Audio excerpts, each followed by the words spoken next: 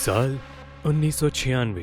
आज से तकरीबन 25-26 साल पहले की वो खौफनाक दास्तान जब भी याद आती है तो रूह कांप उठती है।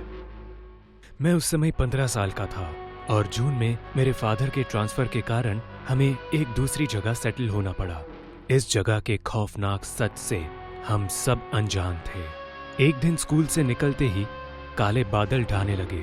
मैं इधर उधर छुपने की जगह ढूंढने लगा क्योंकि मेरा घर यहाँ से 1.5 से 2 किलोमीटर दूर था और ऐसे में भीगने की पूरी संभावना थी। अरे आदर्श, तू भाग क्यों नहीं रहा है? जल्दी घर पहुंच, इससे पहले बारिश शुरू हो जाए और दहशत का समय भी। मैं मेरे दोस्त की बात ठीक से नहीं समझ पाया और मैंने उसे रोकते हुए बोला, तेरे कहने का क्या मतलब? मैं कुछ समझा नहीं, क्योंकि अगर हम घर तक भागे तो ये तय है कि भीग जाएंगे हम, और मंडे को सबमिट करने वाला प्रोजेक्ट भी मेरे बैग में है।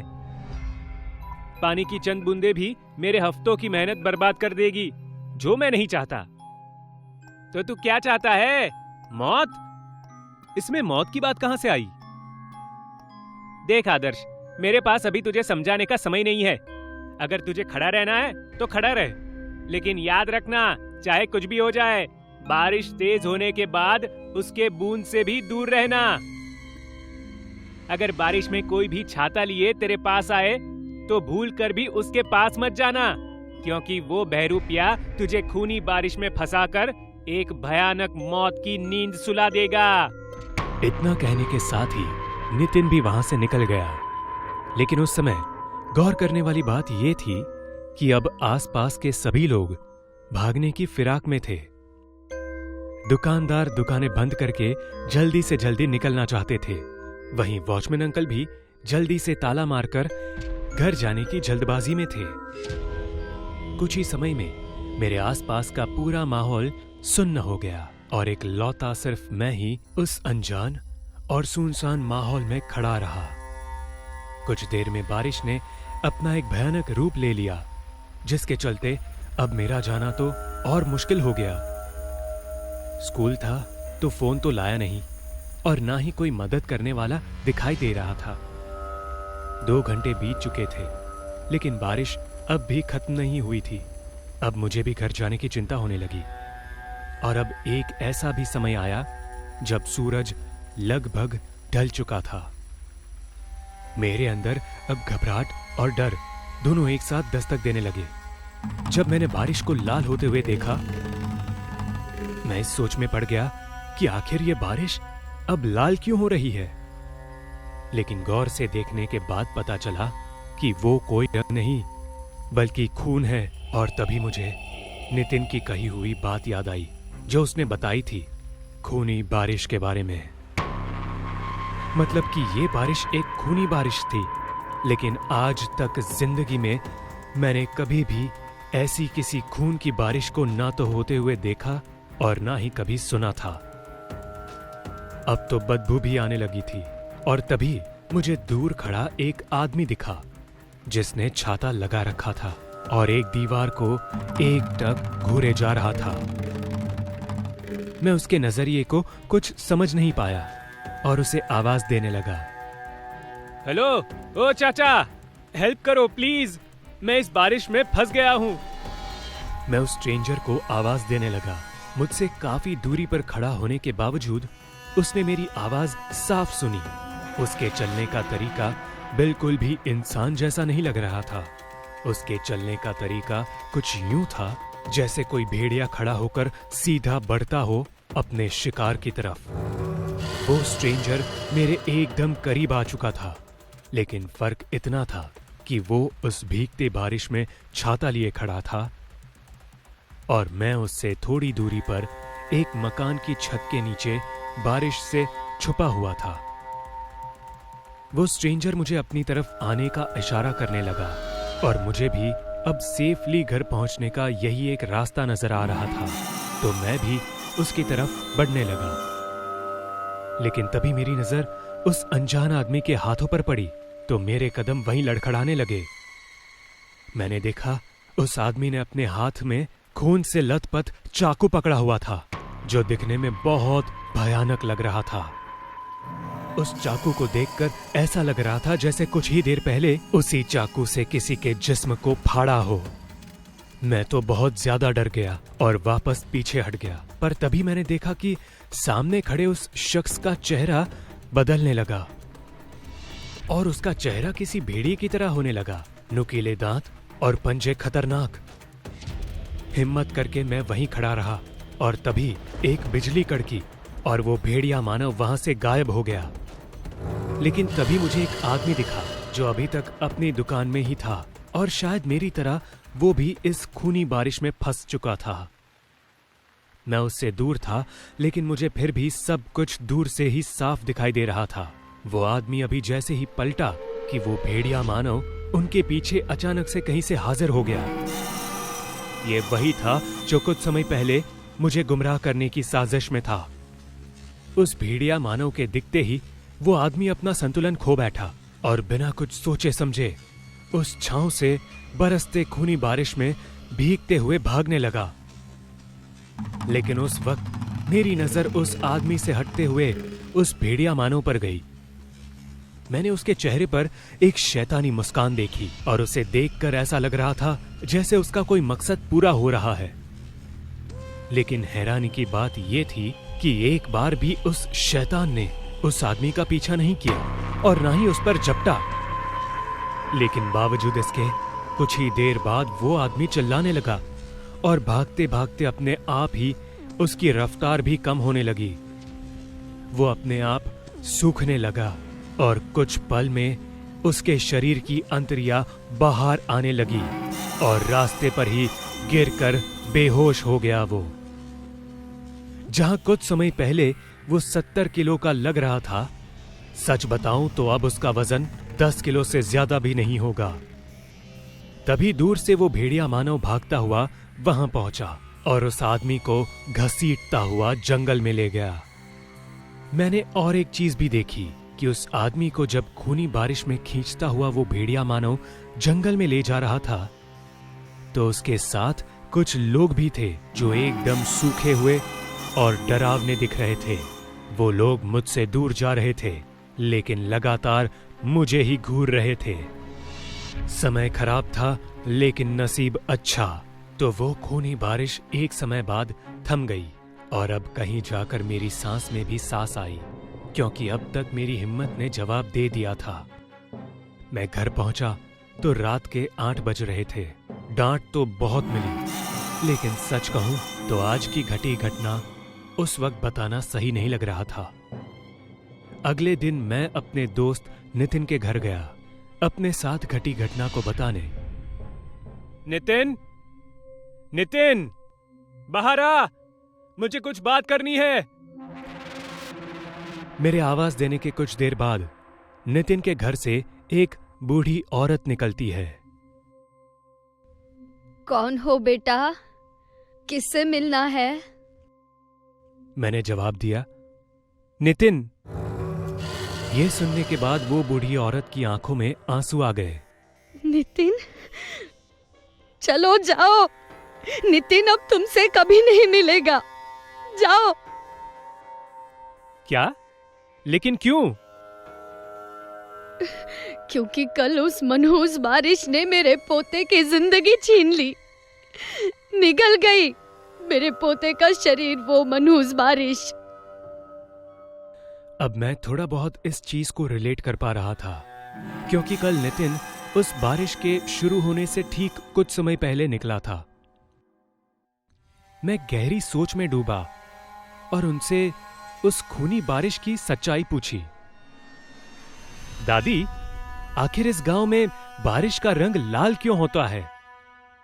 क्या गिरता है बारिश के पानी से? इस मनहूस गांव को पिछले 150 साल से हाय लगी है। कहते हैं एक जमाने में अचानक यहाँ पे भूखमरी फैल गई थी, जहाँ बारिश समय पर न होने के कारण इस गांव के बहुत से किसानों ने खुद का कत्ल कर लिया और तभी एक मनहूस काल ने भी पहरा दिया। इस गांव से एक पुरानी दुश्मनी निकालने के लिए एक तांत्रिक ने अपने गुलाम, जो कि एक भेड़िया था, उसे मानव के भेष में यहाँ भेजा जो इंसानों के शरीर में से खून को गायब कर देता था। लेकिन कई पूजा पाठ के बाद इस विधि को नियंत्रण में लाया गया और अंत में यह निश्चित हुआ कि इस गांव में कभी भी ऐसी बरसात नहीं होगी जिससे कोई भी काम किया जाए। लोगों के मुताबिक गांव को हाय लगी है और इसी कारण साल के 6 महीने इस गांव में बारिश होती है। लेकिन वो बारिश पानी की नहीं बल्कि खून की होती है, जिसे खूनी बारिश के नाम से दहशत की दुनिया में जाना जाता है। कहते हैं जो कोई शख्स या जानवर भूला भटका इस बारिश में निकलता है तो अपने आप ही उसके शरीर में खून की कमी होने लगती है।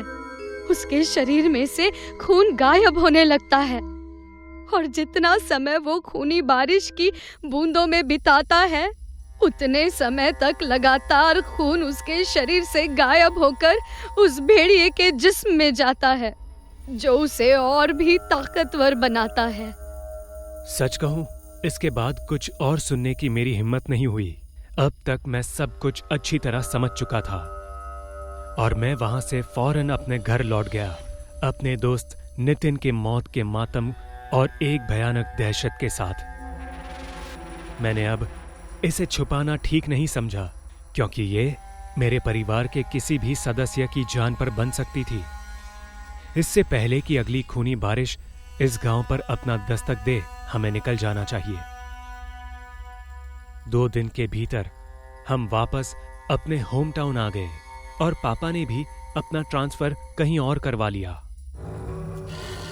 इस घटना को मैं अपने जीवन का सबसे सुखद और भयानक लम्हों में शामिल करूंगा, क्योंकि आज इतने सालों बाद भी इस घटना की बू मुझे आज भी महसूस होती है। आदर्श उस खूनी बारिश की घटना को याद किए अपने घर में बैठा था। बगल में उसकी बीवी नूरा भी बैठी हुई थी। आज 20 साल हो गए उस दर्दनाक हादसे को जिसमें मैंने अपने दोस्त नितिन को गंवाया था, पर आज भी दिमाग और दिल में वो रात साफ साफ याद है। तुम क्यों उस रात को याद करके परेशान होते रहते हो? छोड़ो भी, आज हम कितने दिनों बाद कहीं घूमने जा रहे हैं और तुम हो कि मूड ऑफ किए बैठे हो। सॉरी डार्लिंग, चलो जाते हैं, मैं गाड़ी निकालता हूँ। नहीं, आज तुम गाड़ी नहीं चलाओगे। मैंने नया ड्राइवर रखा है ताकि हम पीछे आराम से बैठ सके। लेकिन तुम्हें वो कहाँ से मिला? कल जब मैं अपने ऑफिस में इंटरव्यू ले रही थी तभी ये वहाँ आया। ऑफिस में जॉब के काबिल तो नहीं था, पर नौकरी के लिए बहुत गिड़गिड़ा रहा था, इसलिए मैंने तरस खाकर इसे अपना ड्राइवर रख लिया। पर क्या उसे गाड़ी चलानी ठीक से आती है? क्योंकि ये गाड़ी बिल्कुल नई है और मैंने भी इसे अब तक नहीं चलाया, और मैं नहीं चाहता कि पहली ही ड्राइव में गाड़ी को या हमें कुछ हो जाए। तुम उसकी चिंता मत करो, कल दिन भर ये मेरे साथ ही था, मेरा ड्राइवर बनकर। मुझ पर भरोसा रखो, हमें और गाड़ी को कुछ नहीं होगा। गाड़ी अच्छी चला लेता है। ठीक है, बुलाओ उसे, हमें निकलना है। उसे बाहर गाड़ी में ही बिठाया है ताकि हमें देर ना हो। नाइस, ये अच्छा किया तुमने। चलो, रात से पहले हमें वहां पहुंचना है। आदर्श और नूरा गाड़ी में पीछे की सीट पर बैठ गए और ड्राइवर गाड़ी चलाने लगा। 3-4 घंटे का सफर हो चुका था और पीछे नूरा को नींद आ रही थी। मुझे बहुत नींद आ रही है, थोड़ी देर सो जाती हूँ। घूमने की जिद तुमने की थी और तुम ही सोना चाहती हो। बाहर का नजारा देखो कितना अच्छा है, और हमें पहुंचने में अभी बहुत टाइम है। माहौल का मजा लो। मुझे पता है, मैं ही आना चाहती थी, पर मुझे अब नींद आ रही है। मुझे कुछ अजीब सा लग रहा है, लगता है मेरी तबीयत खराब हो रही है। अगर तुम्हें ठीक नहीं लग रहा तो हम वापस घर चले, रात से पहले पहुंच जाएंगे। नहीं नहीं, इतनी भी खराब नहीं है। थोड़ी देर सो जाऊंगी ना तो मुझे अच्छा महसूस होगा। कल सुबह तक बिल्कुल ठीक हो जाएगा। ठीक है, आराम करो और सो जाओ। नूरा आदर्श के कंधों पर सिर रखकर सो गई। मंजिल अभी दूर थी, और बाहर अंधेरा हो रहा था। थोड़ी दूर जाने के बाद आदर्श को भी बहुत नींद आने लगी। अरे सुनो, मैं भी सो रहा हूँ। हम जब पहुंच जाए तो मुझे उठा देना। जी सर। मुझे ये रास्ता पता है। यहाँ बहुत गड्ढे हैं और बहुत ही पतला रास्ता है ये, इसलिए आराम से और धीमे से चलाना। जी सर। ड्राइवर को समझाने के बाद थोड़ी ही देर में आदर्श भी सो गया। सूरज पूरी तरह से डूब चुका था और बाहर काले बादल छाने लगे थे। ड्राइवर ने आईने में आदर्श और नूरा को देखा तो वो दोनों शांति से सो रहे थे। तभी ड्राइवर का चेहरा आईने में दिखा तो वो बिल्कुल आदर्श की तरह दिखाई दे रहा था। बाहर अचानक से बारिश शुरू हो गई। गाड़ी अपनी रफ्तार में आगे बढ़ रही थी। धीरे धीरे बारिश जोर पकड़ने लगी। बिजली का कड़कना भी शुरू हो चुका था। एक बहुत तेज बिजली की आवाज सुनकर आदर्श की नींद खुल गई और वो बाहर देखने लगा। ड्राइवर, हम कहाँ पहुंचे हैं? जंगल के रास्ते पर है सर। जंगली जानवरों का ध्यान रखना। रात को वो रास्ते पर घूमते रहते हैं। कुछ गड़बड़ नहीं होनी चाहिए। जी सर। अच्छा है, मतलब जंगल पार करते ही हम 10 मिनट में पहुंच जाएंगे। और पहुंचकर नूरा का ध्यान रखना होगा। बुखार सा लग रहा है। पर ये कमबख्त बारिश को भी अभी आना था। अरे सुनो, ये बारिश कब शुरू हुई? 1 घंटे पहले। ठीक है, बारिश का मौसम नहीं है, फिर भी इतनी जोरदार बारिश हो रही है। तुम संभाल कर चलाना। इतना कहकर वो सोने जा रहा था कि तभी उसकी नजर हेडलाइट पर पड़ी और वो डर से कांपने लगा।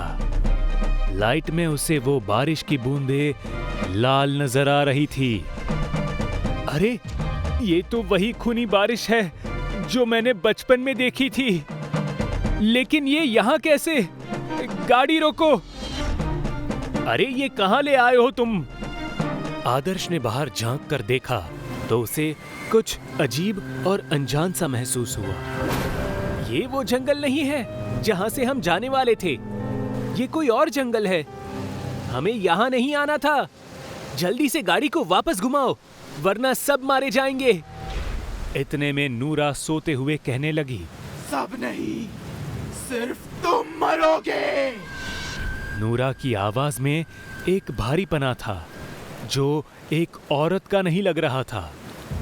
आदर्श नूरा के मुंह से ये सब सुनकर चौंक गया।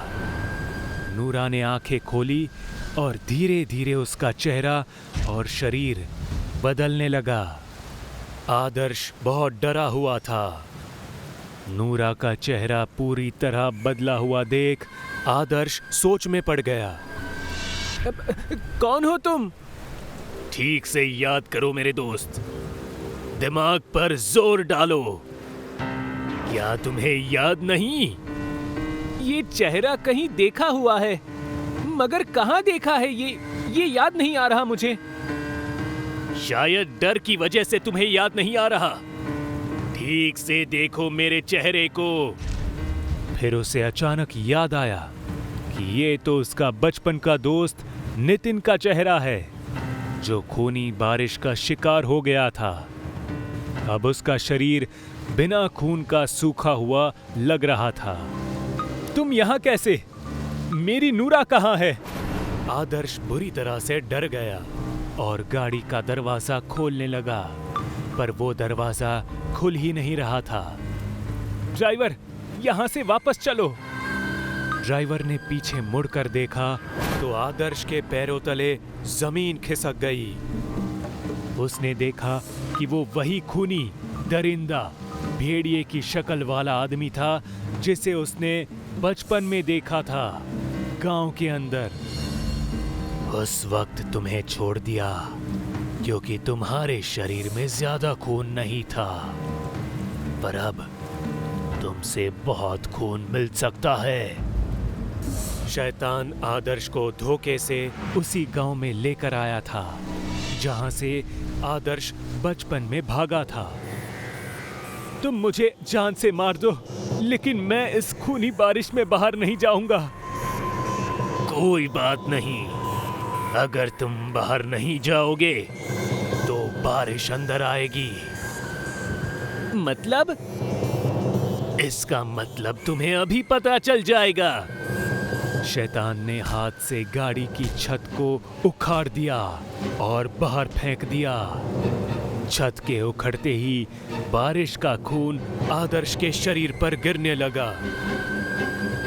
आदर्श जोर जोर से चीखने लगा, पर उस सुनसान सड़क पर उसकी आवाज सुनने वाला कोई भी नहीं था।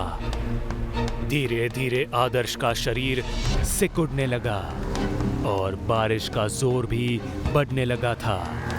कुछ ही देर में आदर्श का शरीर एक मांस चढ़े कंकाल की तरह दिखने लगा और वैसे में ही उसकी मौत हो गई। वो शैतान और नितिन गाड़ी से नीचे उतरे और आदर्श के शरीर को भी गाड़ी से नीचे उतारा। शैतान आदर्श को खींचकर रास्ते के बगल वाले जंगल में ले गया और नितिन भी उसके पीछे पीछे जाने लगा। पहले इस गांव में साल के 6 महीने खूनी बारिश होती थी, लेकिन अब तक हत्याएं इतनी हो चुकी थी कि अब पूरे साल भर इस खूनी बारिश का कहर उस गांव को सहना पड़ता था।